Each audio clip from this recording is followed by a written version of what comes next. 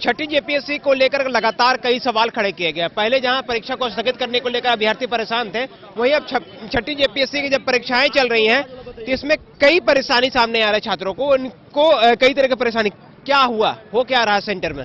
Sir, कल जो हमारी एग्जाम हुई, जो स्कूल का सील था वो नहीं मारा गया।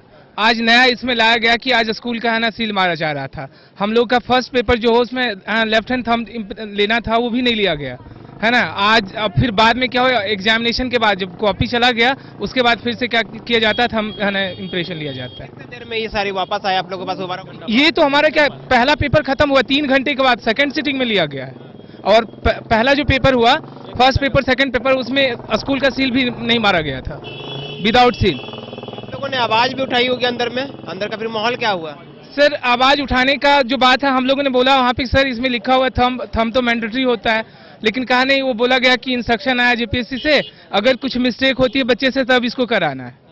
हाँ, उसके बाद ये हम लोग को कहा गया है, ऐसा इंस्ट्रक्शन दिया गया वहाँ पे। आज कुछ परेशानी?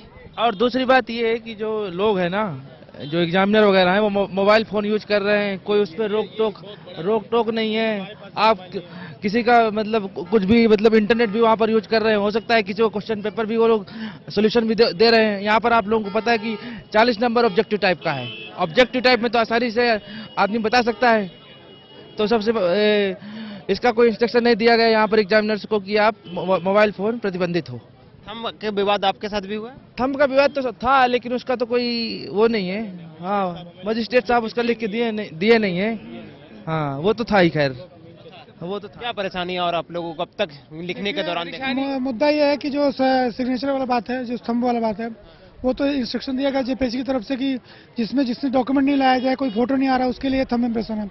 हालांकि बाद में वो सरकार आयोग ने उसमें करवाई उन्होंने, लेकिन जो मोबाइल की बात है, मोबाइल का पर्यवेक्षक के लोग के लिए भी मोबाइल नहीं होना चाहिए, तो ये इस पर ध्यान दिया जाना चाहिए। बाकी कुल मिला के शांतिपूर्ण ढंग से हो रहा है, बाकी हमें इसमें कोई शिकायत की वो नहीं है। ये थे जेपीएससी के कुछ अभ्यर्थियों जिनसे हमने जानने की कोशिश की कि अब तक पूरे मामले पर क्या कुछ देखने को मिला। अब जब इनसे बातचीत की जा रही है तो जहां पर्यवेक्षक खुद मोबाइल यूज कर रहे हैं अंदर पे, और उसके अलावे थंब जैसे जो महत्वपूर्ण चीजें हैं उनको इग्नोर करके 3-4 घंटे के बाद कॉपियां उपलब्ध कराई जा रही है। अब ये जेपीएससी के एग्जाम जो लिया जा रहा है, इसमें समझ में नहीं आ रहा है कि लोग किस तरह से इस पूरे एग्जाम को फेस करें। कैमरा पर्सन रिंकू के साथ मोहम्मद इमरान, न्यूज़ 11 रांची।